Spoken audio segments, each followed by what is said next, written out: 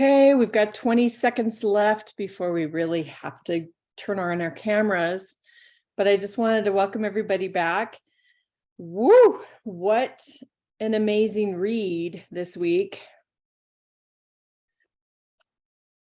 But I'm not going to tell you all of my flaws just yet.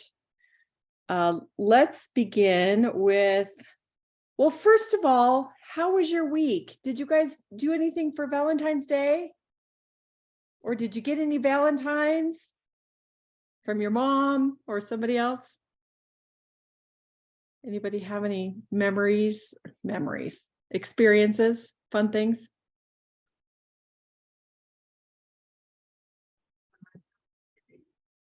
Nothing. Sarah is trying to come on. There she is. Who gave a Valentine to somebody this yesterday or this week? Anybody? Nobody? I did not. I'm single. You're single. Okay. So yeah, Paige was telling me, my niece was telling me that it is Single Awareness Day. McKay, you did?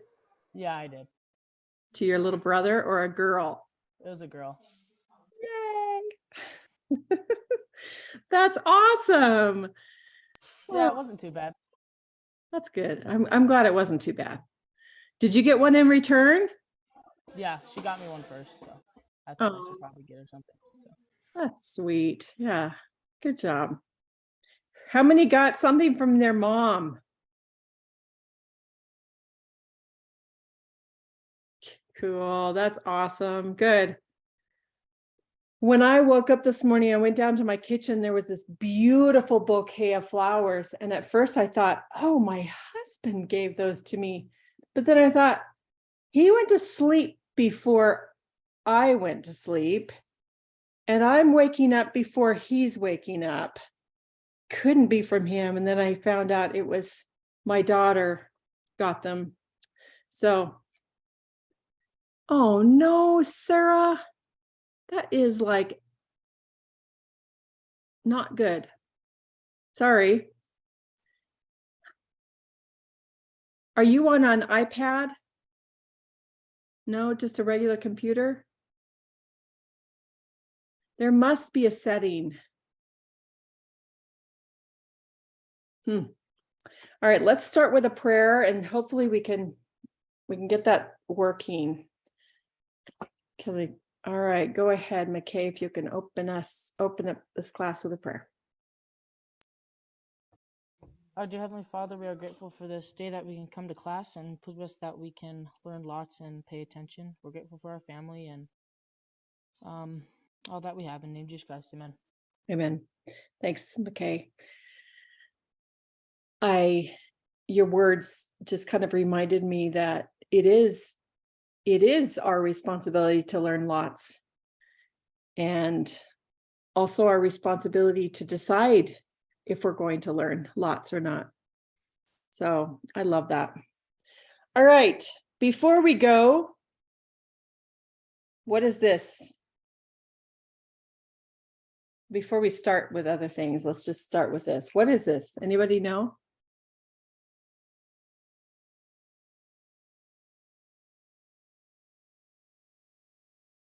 It's a balloon. Thank you. Yes, it is a balloon. And now what's the purpose of a balloon? To blow it up. To be blown up. Is there a certain size it needs to be blown up? Or it doesn't matter?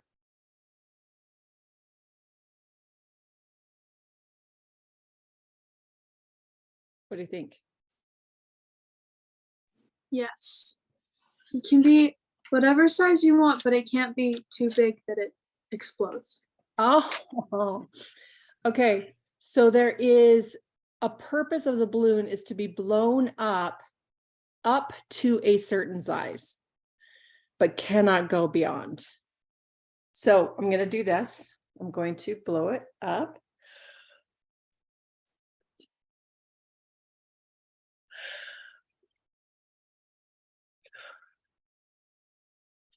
There we go. Beautiful. It's one of my favorite colors. I love green, teal. Probably because this is the reason why I married David, because his last name was Greenman. That's about the only reason. Just kidding.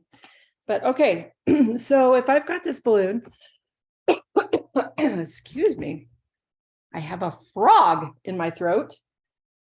Okay. So if I blow this balloon up like this, what's going to happen if I let out the air? It'll fly around. Kind of fun. Should I do it? I don't know if it'll show anything, but no, never mind. It didn't show. It went straight down. You were right, McKay. It becomes deflated. Is it suiting its purpose right now? No, it just kind of is limp, and no one's gonna feel like happy birthday anymore. It's just gonna be like something trash. It's not worth much because it has been deflated. But it's still got some worth because I can still blow it up. But what if I blow it up too much? Paige, you answer this question. What will happen? It will explode. It will explode. Thus, I'm not going to demonstrate that because I'm afraid. I'm afraid of explosion. So can we talk about this for a minute? How does this deflated balloon or an exploded balloon have anything to do with what we studied this week? What might it have to do with?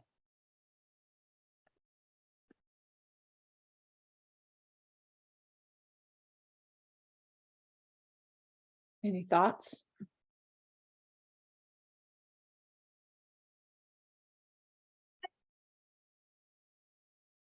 And Sarah, are you going to join with one of your brothers, you said?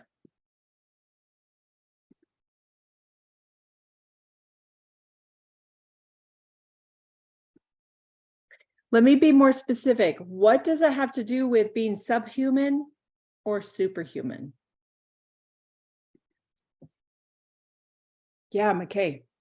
So like maybe like if we fill the balloon up with maybe knowledge and important things, then we can become superhuman. But if we don't, I don't really know. Okay. I think you're getting somewhere with that. Anybody else want to add to that?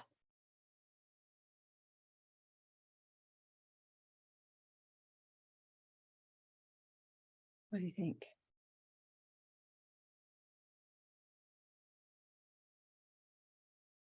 We're losing Sarah. What does subhuman mean? Who watched the videos? So I know where we're going. Paige watched them. Jessica kind of. I watched one of them. Probably not awesome. the one we're talking about though.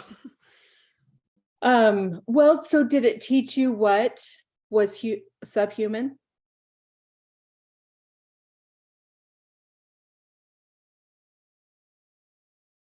The one you watched, Jessica? No, the one I was watching, let me see if I can find it. No, it wasn't about like the subhuman. I think it must have been the other video we were supposed to watch or something. Okay. The conscience, Yeah. which is also a good video. Okay, Yeah. Paige, were you able to watch Subhuman and Superhuman? I did, but I watched it like the beginning of the week. So I remember what the superhuman one was, I Okay, think, but I don't remember what the subhuman was. all right, so we're gonna go into this. This is called, what does sub mean? Has anybody ever been Below. right? Yeah, it's below. So a subway is below the ground. Yeah. What has anybody ever been in a supersonic airplane? Who's been in? I haven't been. You have been in a super. I think so. Okay. Where does it fly in comparison to a regular jet? Lots higher. Lots higher. So super is way high. Okay. So so this balloon, when it's like this, deflated, it's more like a subhuman. So it's below its purpose. It's like not fulfilling its purpose right now. Do you see that? And if I blow this up, Paige, I'm going to call on you again because you said it before. If I blow it up until it bursts, it has gone above what a human is, right? So below human, above the human. So when McKay was talking, he was getting there, but he was kind of relating superhuman to the best we can be. And actually superhuman means inflating ourselves more and being so full of hot air that we burst, if that makes sense. Okay. So now, what does this have to do with this discussion? What does this have to do with the book we read? Leadership and self-deception.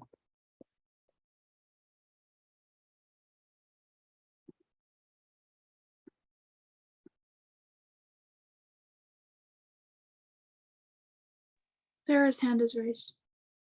Oh my gosh, Sarah, can't see you because there's this bright sunlight coming from your mirror. It's actually my mom and dad's mirror, and there we go. But inflating, I was actually just like reading farther into the book, and because when we're in the box, we are inflating ourselves and deflating the people we are in the box about. Yeah. Yes. Oh my gosh. Yeah.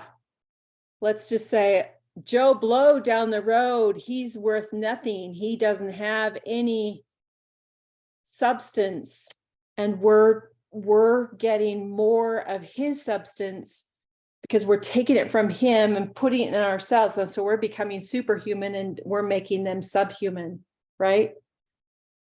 Wow. Go to your workbooks. Let's look at these thought and discussion questions here. There are 6 of them. The first 3 are really long, and the last 3 are really short. Those questions on page 46. So everybody go get your workbook if you can.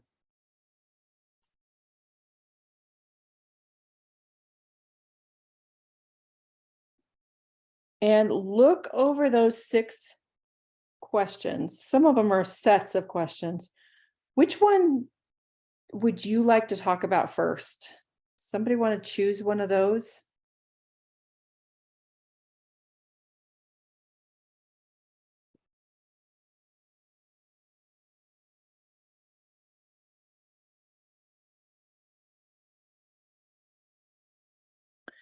Okay, Josh, that's fine. Does your camera work at all?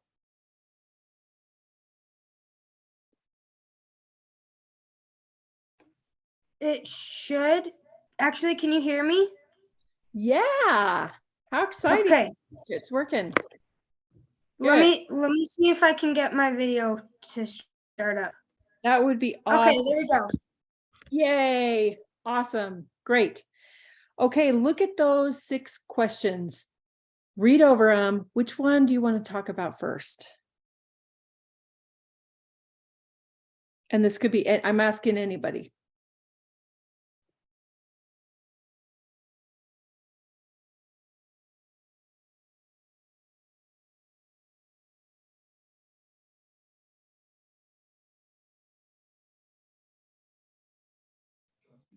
I think that number 4, like the fourth question. Wait, no, it's the third one. It says, "Do you ever betray yourself to yourself by not doing things for yourself that you know you should do?" Ah, And I like that one because I do it a lot. And it's been interesting, like as I've been reading the book, to see like, oh, I just like a lot of me doesn't trust myself, and so telling myself, oh yeah, I'm gonna read my scriptures every day, and then I just keep not doing it and not doing it. Then I'm like, I don't even want to try because I know I'm not gonna be able to do it, and just this whole trust issue. That's really interesting, and I think it's very true. And I don't know if other people have like the same problems. I mean, like it's part of the natural man, but I don't know. I don't know. What do you guys think? yeah, let's open it up to everybody. I definitely agree. I feel like I set goals and things that I want to do and want to accomplish, but then I never get to it. And it just frustrates me because I'm trying, but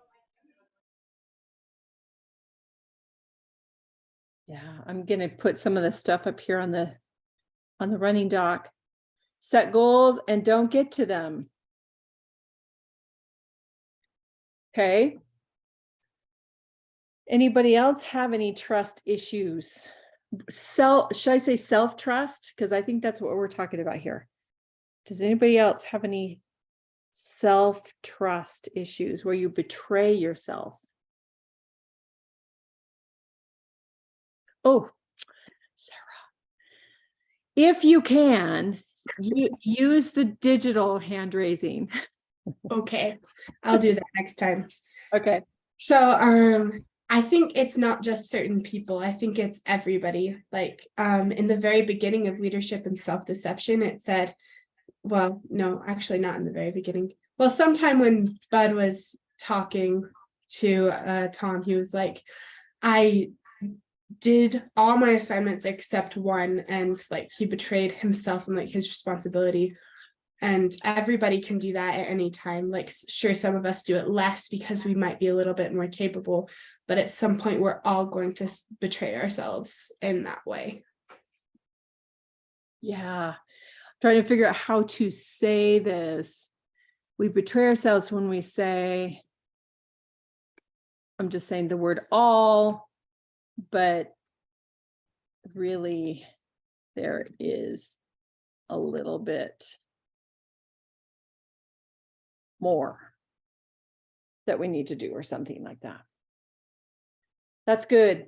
Okay. Any trust issues where you do have trust? You trust yourself to do something. What do I say this? Okay. When we trust ourselves, what are some things that we do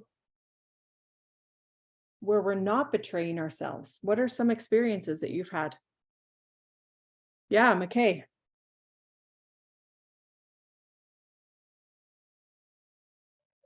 I feel like when I'm asked by someone to do a favor or something like that, I feel like they trust me, and I feel like I have trust in myself that I can get what they want me to do.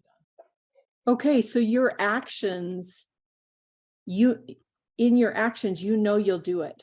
You know you will do it.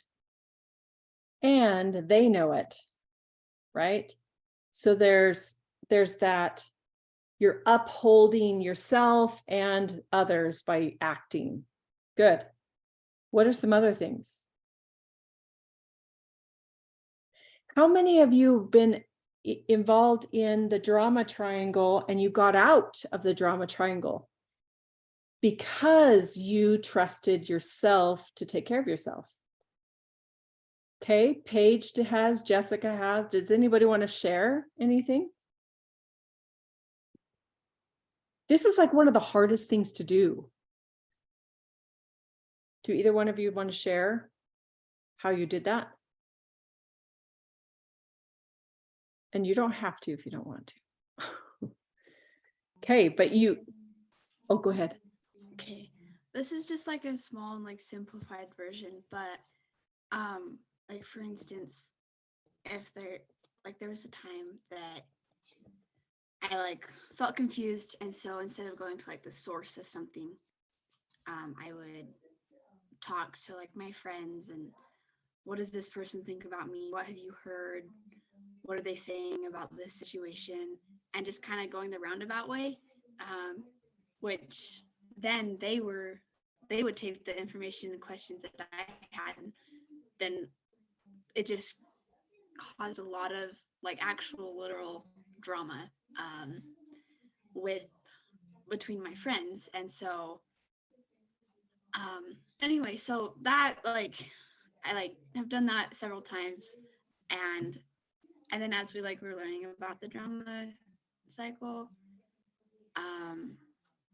it was interesting to see that I was like, oh, I should implement this, and I recognized it, and then it was like, okay, I'm not even gonna go through my friends because they don't need to be part of this. It's a personal battle and stuff like that, and they're trying to be so supportive, and I appreciate that, but in some ways it's just escalating things even more.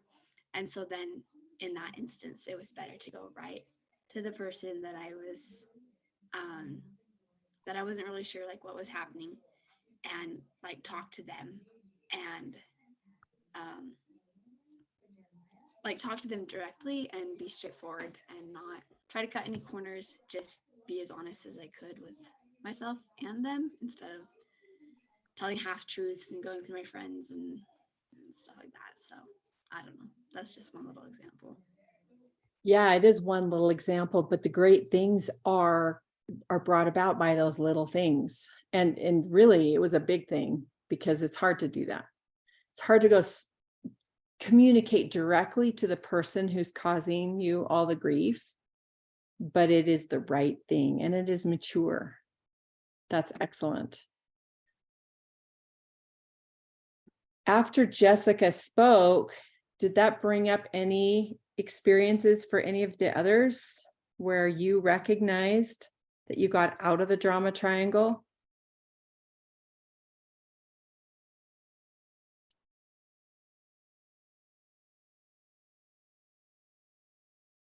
Okay.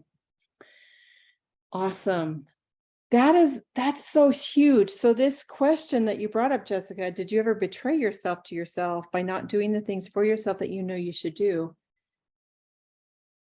And we looked at that and we saw a few things, but then we can also see things when we are trusting ourselves and just face the truth, right? Awesome. Anybody else have something for that question? Want to share? Okay, let's go to another one. What question sticks out to you? Somebody else?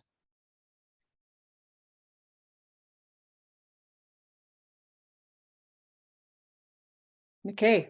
How can we take responsibility for our emotions in a healthy way? Okay. Yeah, that's a good one. Who determines what a healthy way is? How do we know what a healthy way is first before we deal with that question?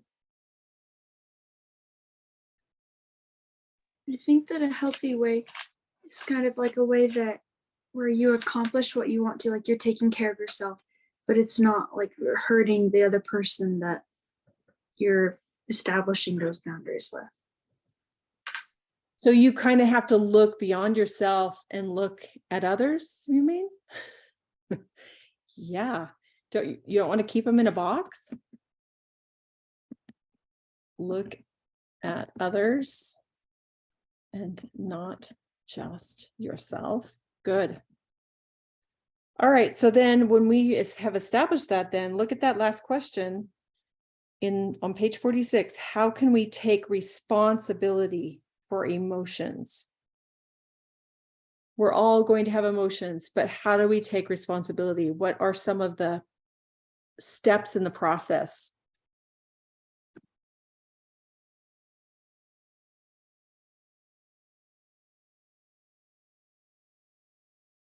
I think one of the first steps you should take is like, I know a couple weeks ago we talked about identifying a certain emotion so we could work through it first, like realizing what the actual emotion is instead of kind of guessing or getting more angry or sad over it. Anyway, but identifying what the emotion is and, you know, accepting you're like, yes, I did behave this way or I reacted this way.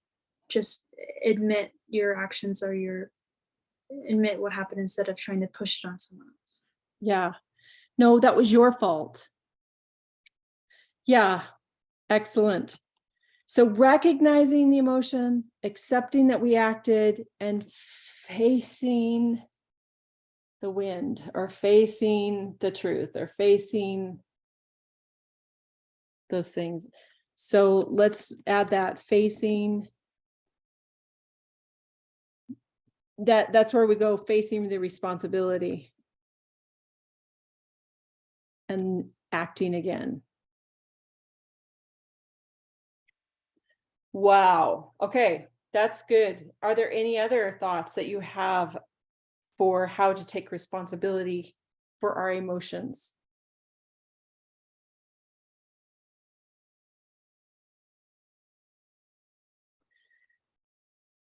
Think about the last time you were really emotional. And I'm not talking about just one emotion. How many emotions am I talking about when I say emotions? Like what emotions are you thinking? Anger, sadness, Anger, sadness, frustration. I don't know. frustration. Yeah. Yeah. Most of the time when we are feeling really glad and happy, we do act well. Okay. So think of the last time anybody was angry, sad, frustrated. We're not going to share these, but down at the bottom of your workbook, somewhere where there's, or on the margin or in the notebook, I forget that there's a notebook back here. Go to one of the pages or on the same page and just write down think about a time when you were really emotional and write that emotion down. And you can feel free to write anything you want because we're not going to share these. I'm not going to make you share them. If somebody wants to share, that's great. Where are we writing these in the workbook? So there's a notebook in the back. Do you see those lines? You can go there, or you can just write right there on page 46 in the margin or below. You can just use some words there or some space there.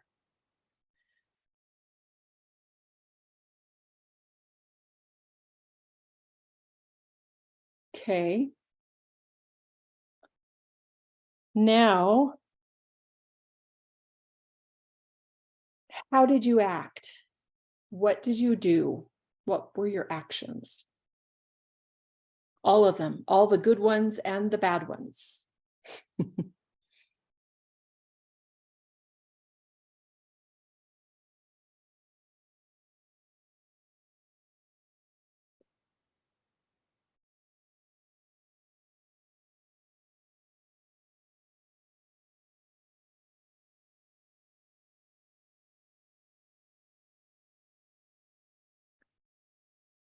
And put in the chat box when you're done, so I kind of have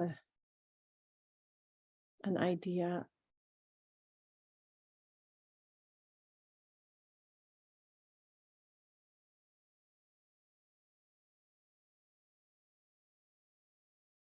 Okay. Maybe another 30 seconds.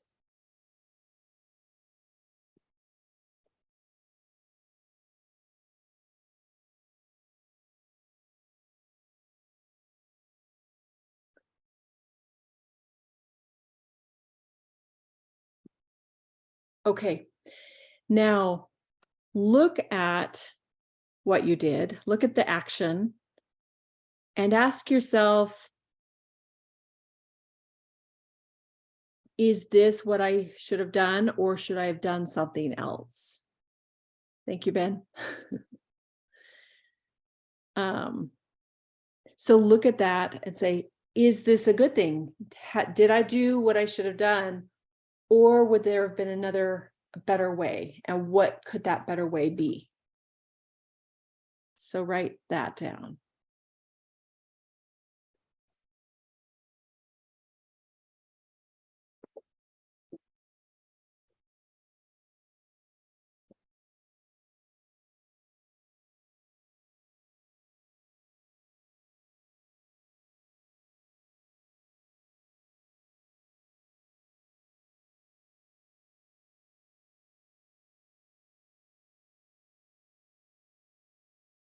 Okay, does anybody need any extra time? You're okay.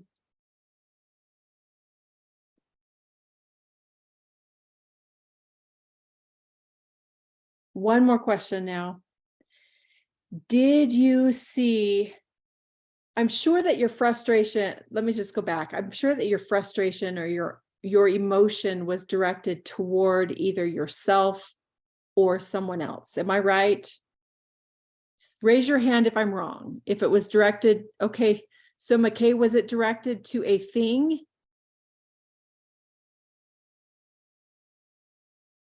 It was directed to someone else. Okay. Yeah. So raise your hand if it was not directed to yourself or someone else. Okay, we're all on the same page then. Good. Okay, so now, did you look at that person, whether it's yourself or another person, did you look at that person as an object or a person? And write that down.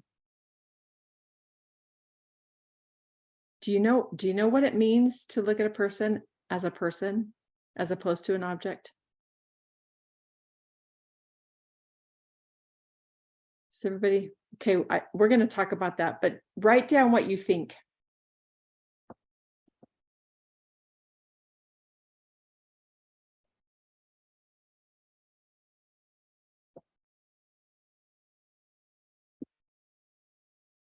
Okay, now go to page 42. Does everybody have this copy? Which copy do you have, McKay? I do not have that book. Oh, dang. It's called Leadership and Self-Deception. Okay. Okay, Ben has it. Okay, good. It was a good book, or it is a good book. I'll order that then. Okay. And then make sure you look at the book list to make sure that you get the books beforehand so that you can have them all ready. All right, we're on page 42 for those who have the book. What is the title of that chapter?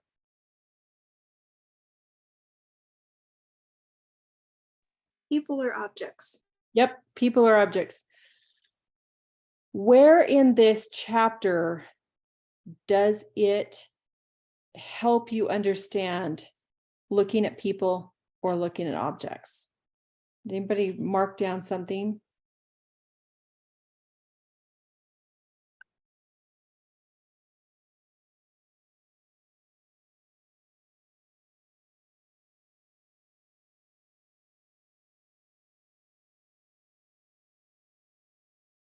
There was the part on page 43 where they talked about how there's so many people that they're over in the company, but they only knew like 20 of their names. And it kind of makes you think like, oh, you're just too busy to learn their names. Like how you're like, oh, it's not important enough that I need to know that I'm just their boss or whatever. Yeah, the truth was I hadn't really tried to learn anyone's names. And as I thought about that now, it seemed clear that my lack of interest in as basic an issue as others' names was a pretty clear indication that I probably wasn't seeing them as people. Okay, so he's just going through that process that Paige was telling us about. He's accepting how he's acted. Good. Any other parts of this chapter that stuck out to you that helps us see more clearly?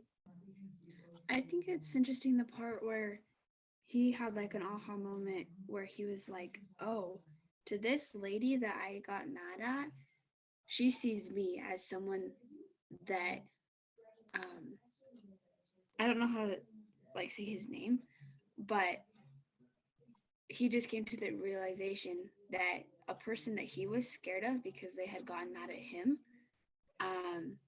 that's how Joyce saw him, because he was realizing like they were kind of in the same position, but now he was the bad guy and he was making someone else feel really scared like he had felt, and he didn't like that, and he felt really bad about that. Yeah. So try and visualize, Jessica, and all of you. Is that putting a person in the box, or is it putting them out of the box? According to what we're reading in this book. What do you think? Jessica, what do you think? It's putting them in, right? Yeah, it's putting them in a box. They are an object. They are controlled by me. If they get out of that box, I'm going to put them back in. I'm seeing them as an object. Yeah. So awesome. So any other places in this book that stuck out to you that shows how to treat people as people or how to treat them as objects? Anything else that stuck out?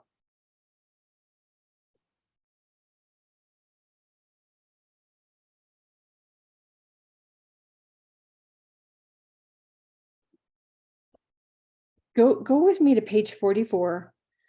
I know we've kind of talked about something already on this page, but do you see that longer paragraph that starts with exactly? And if you do, what might on the surface be considered the right thing? Do you see that? Okay, is everybody? I know Paige is there. Ben, are you there? Sarah has the book. Okay. And Jessica, are you there? Okay, so look at the last sentence. Who could read the last sentence of that paragraph for us? Sarah, do you want to read it for us? Sure. All right. Starting at remember, right? Right. Remember, people primarily respond not to what we do, but to how we're being, whether we're in or out of the box towards them. What? Is that true?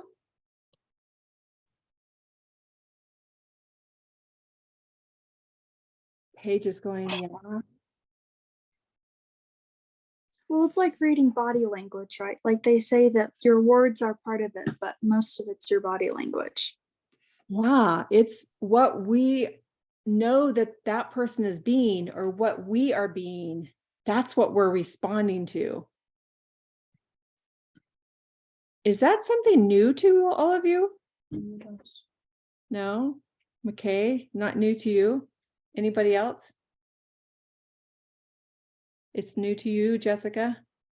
It's new to me every single time I read this book. It stuck out to me. I wrote do versus being this time, and I thought, wow, what am I being? Yeah. Okay. Any other thoughts about this or another thing that stuck out to you in this chapter?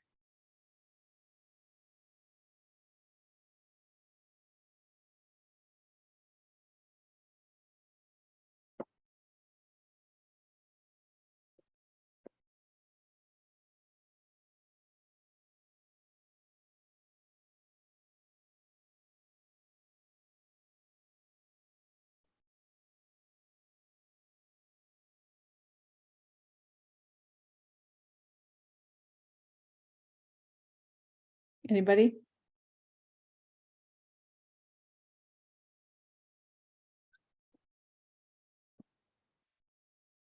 Okay. Let's go to a video that I have, but I don't know if it's going to be able to share. Let me just see. If not, then I'll have to give out links to everybody.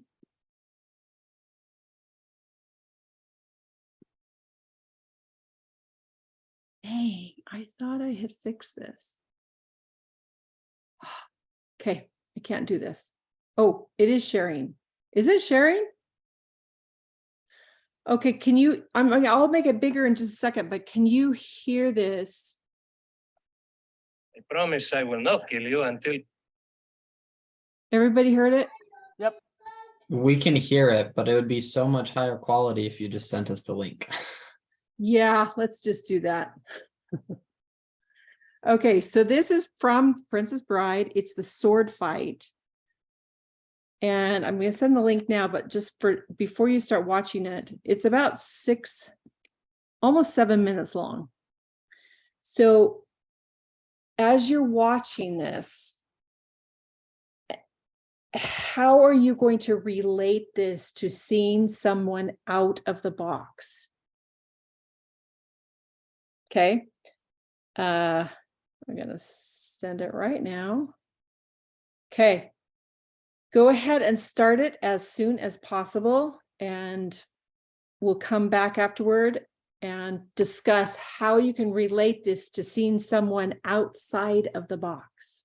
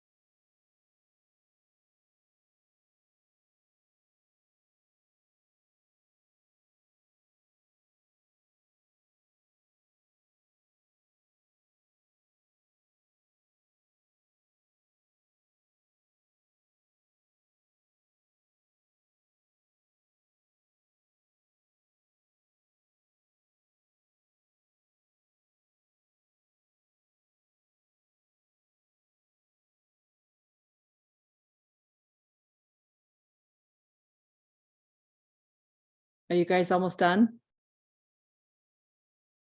Yeah, I'm done. Okay. Ben and Sarah, are you done? Yeah, we couldn't watch that original one, so we're just finishing the other part, but it's okay. You couldn't watch the original one? Which one? So did we you watch? watched like the fight. There was a separate video because like clicking on the link and popping it up said it was restricted. So we searched it and we could only watch the fight, not the like beforehand stuff. So that's what we were watching right now. So we're fine. Dang, I should have, because the first part is like one of the most important parts. Maybe I should have just had you watch it with me, but No, we watched the conversation, so like we're mostly through it now. okay, Mhm. that's awesome. And then Paige, I think, had to leave because she can't watch it on her iPad and be in the room. So maybe next time I'm going to still try and fix this. And anyway, so what did you notice? How was this an example of being out of the box? What were some of the things you noticed about that? Well, they were really respectful, despite the fact they were about to try to kill each other. Yeah, they were respectful. Good. Anything else? Why are you They were both calm, very calm. calm? Yeah. Why are you smiling? Because I know something you don't know. So, yeah, calm, respectful. Anything else that came to your mind? Neither of them like had that inflated ego. He still said that he like practiced forever, but he wasn't like, I'm gonna, kill you, all this kind of stuff. Yeah, they were acting as normal people, that not like this, deflated or inflated, but yeah. Who else was going to say something? I think I heard. Oh, go ahead, Sarah. Well, so for Christmas, my mom and dad got me the book. So I read like truly what like Inigo's backstory because it goes into detail there. And he's been practicing for 20 years. And all the sword people that he was involved with, like training with and all this stuff, said he was a wizard, which was like a super rare type of swordsman. And like he was supposed to be the last one. And he didn't let that like get past him, which I think is really cool. Wow, so he didn't become so inflated that he popped, right? Yeah. Wow. Okay. Any other thoughts?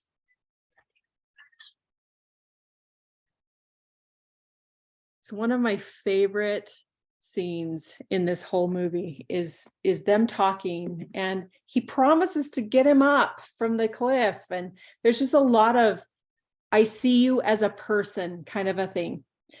So let's go to our journaling questions.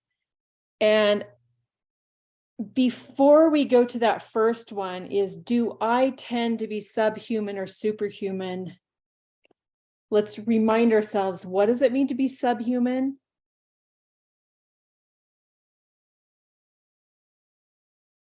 Hello? Hello? Can you hear me?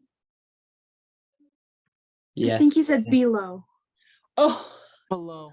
I heard hello. Yes, below.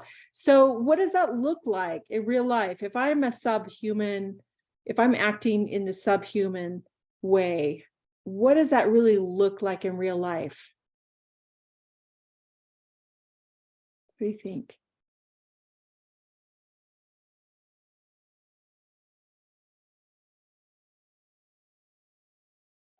You glitched out for like a long time. I did? Oh, man. Okay. So my question was, what does that look like in real life?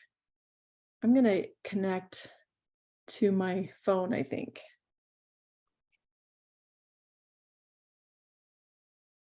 See if it'll come up.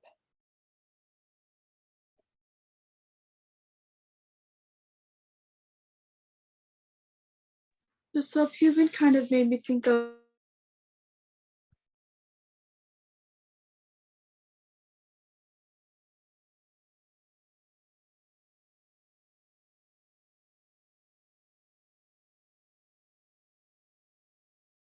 kind of like what that picture showed too in the slides in the video, where she's like huddled over and her head was bent down and kind of feeling like less than. Yeah, feeling less than. Obviously, this balloon is feeling less than. Yes, feeling less than. So then, are there any other examples of people being subhuman? You feel less than. What might be some other examples? Okay. Sarah, and then McKay.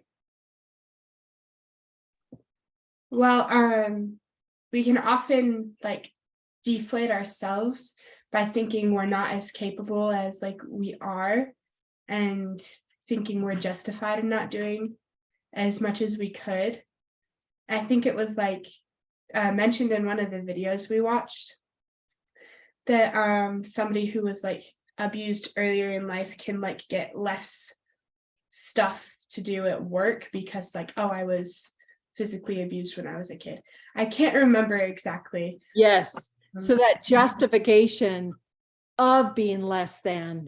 Yes. Like, oh, it's okay. I can't, I'm not capable because this happened to me. Yeah. So Yeah. good. McKay, do you want to add something to that? Yeah, I was just thinking kind of maybe less confident, more quiet, not as I don't know, boastful, things like that. Yeah. So maybe that deflated humility, it's good to be humble, but sometimes when we are justifying our quietness as being humble, sometimes we go a little bit too far this way. Good. Oh, Jessica. So just kind of go along with that.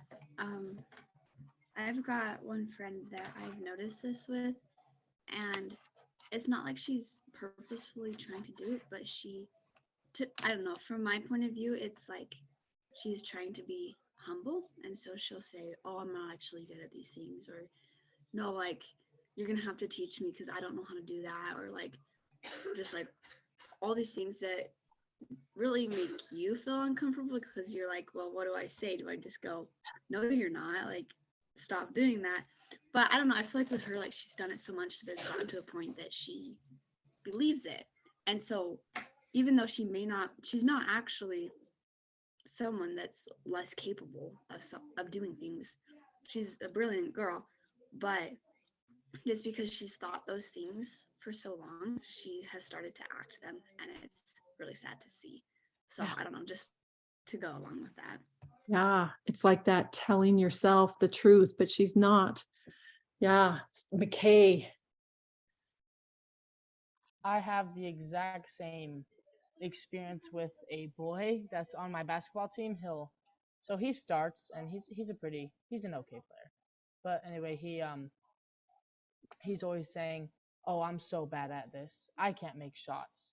I'm terrible at these things." And he keeps saying that, and like Jessica said, it's really uncomfortable because you don't know what to say in response, and you're just kind of put in a tough spot. You're just like, why is he doing this? It just makes things really awkward and confusing. Yeah, very awkward. Excellent. Okay, so then let's switch gears really quickly. What does it look like to be superhuman? What does that look like? What are some examples? Being super prideful. Like people that come in, oh my gosh. I was in this class that was really hard one time. There's this kid that's just like, yeah, I know how to do all this. I'm so good. Yeah, all my classes are all these people. And you're like, shut up. I'm sick of listening to you, and I know it's not true. I'm done listening. It just puts everybody in a bad mood. You're like, uh-huh. Amen. Yes. Okay. That's probably, oh, go ahead. Go ahead, Josh. No, who was going to say something? It's Sarah. Oh, Sarah. Anyway, so when you said superhuman, I thought of The Ultimate Gift, if any of you have ever seen that. Really good movie, and the guy is just ultimate gift, and the main character is super inflated and just, yeah. Anyway, and it's a movie of basically how he becomes more humble. Okay, that's good. Okay, so now with that ammunition to look at, and I say that because these things we need to weaponize, we need to, get rid of.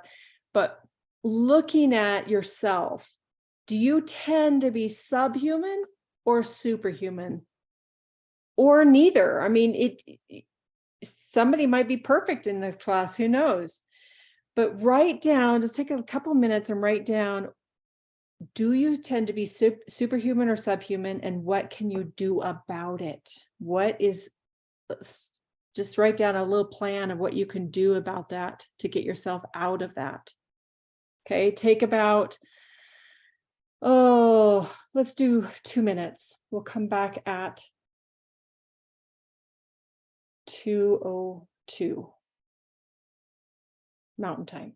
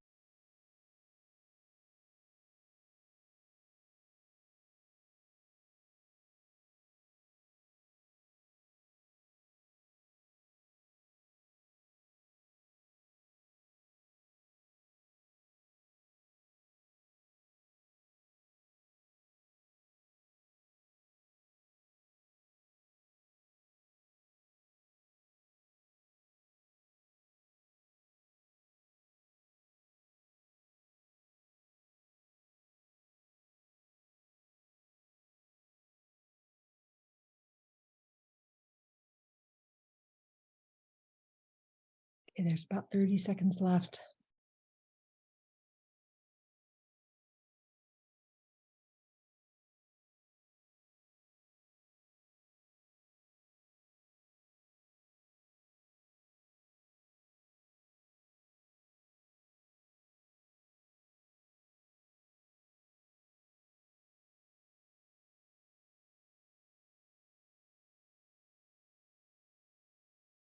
Okay. Okay, come on back. And does anybody want to share what you tend to be and what you can do about it? I think we'll take one or two of you. Okay, McKay. I think I'm leaning a little bit more to superhuman. Okay. I don't consider myself a really boastful person. I mean, I'm a pretty confident kid, but I think I lean towards superhuman a little more. Okay. And what are you going to do about that? I think just remember to be kind and really respectful to other people and their feelings, and know and realize before I talk if what I'm saying is going to hurt somebody or come off too boastful. Yeah, that's really good. That's being out of the box and recognize people as people. Good. Is there one other person that wants to share what they wrote? Go for it, Paige.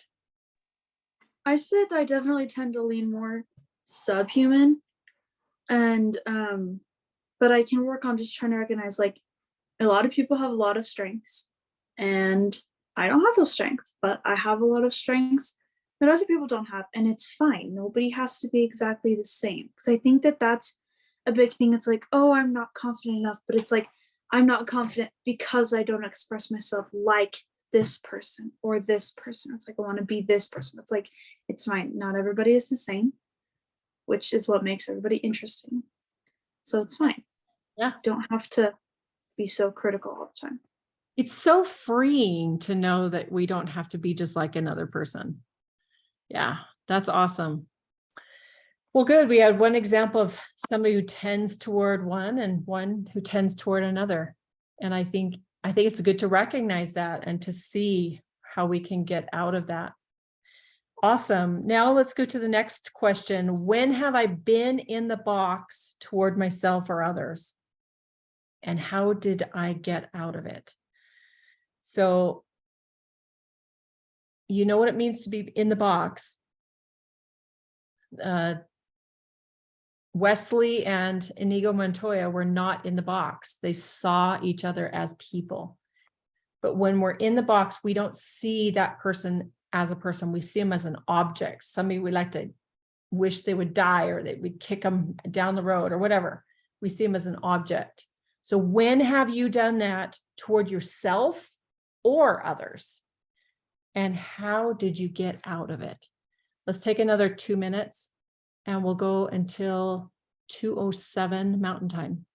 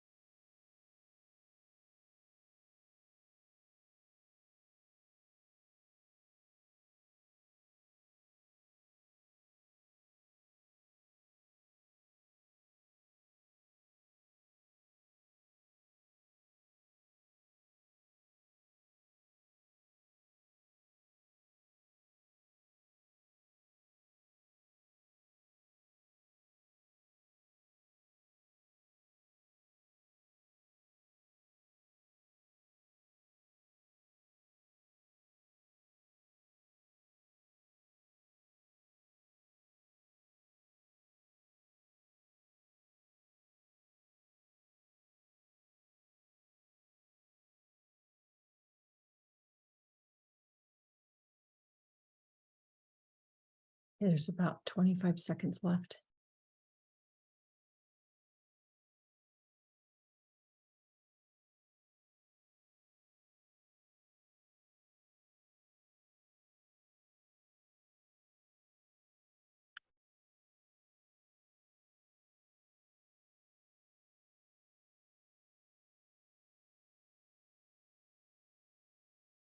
Okay. Did anybody discover something that they didn't really know before by doing that exercise? Or something that was brought to your attention a little bit more? Did anybody have one of those experiences? Okay, you were all pretty aware of yourselves. That's awesome. Does anybody want to share what they put down?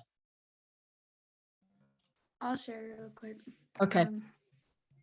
So I think as I've been thinking about it, I think I'm probably pretty often in the box towards my little sisters, and I don't know why, but I don't know, just family dynamic. You and want to just- be power, you want to lord over them. Yeah, and they don't seem as important to me and stuff like that.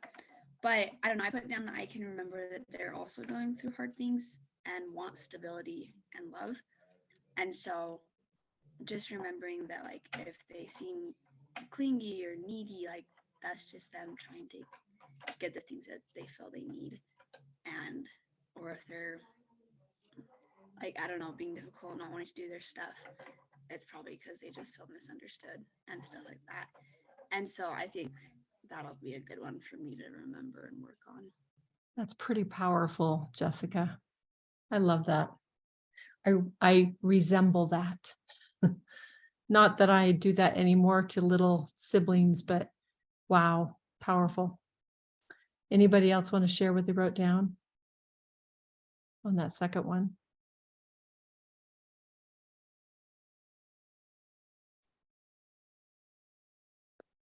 Okay. So let's talk about the live it for next week, for not next week, for this week. And then we're going to go into just a little introduction to what we're going to be talking about next week. So who can read the live it? We forgot to talk about the live it from last time. Sorry about that, folks. What is the live it in the middle of page 47?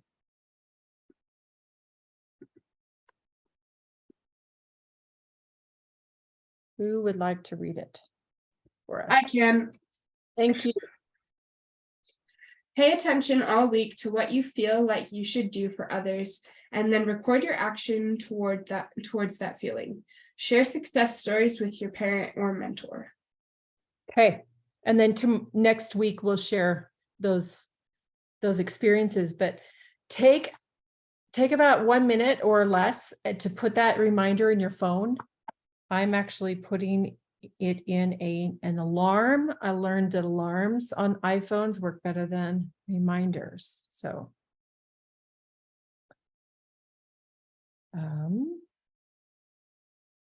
and I want mine to go on every day at 4:30. Let's just do that. What should the alarms say, like specifically? Like what's a good short thing?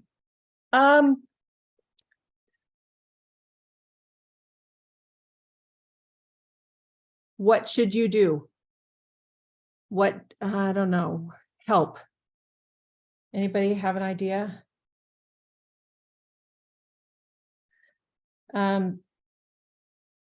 What should I do? Feelings for actions. Oh, I like that. Feelings for actions. I like that. Does that work, Ben? Yeah, it's fine. Okay, I like that from me too. Okay, so then of course, write those down and let's just see, are we getting out of the box with it? Super. Okay, we get to read a book that none of you have ever heard of before next week. Just kidding. Is this backward or forward? Forward. So you can all read it normal? Okay. Yep. So I'm sure, who's read The Last Battle before? One person, two, three, including me. Okay, The Last Battle is the last one in the Narnia series. And there are going to be really amazing stories in here about the drama triangle, self-deception, and excuse me, and things that people ought to do, but they don't do it. So look for all of those instances, write them down, mark them down, come to class prepared next week, because it makes our discussion so amazing. I loved what so many of you were prepared with today. It makes a better discussion. So thank you. And it looks like we're going to get out a couple minutes early. Does anybody have any questions? Thanks. Yeah, Josh.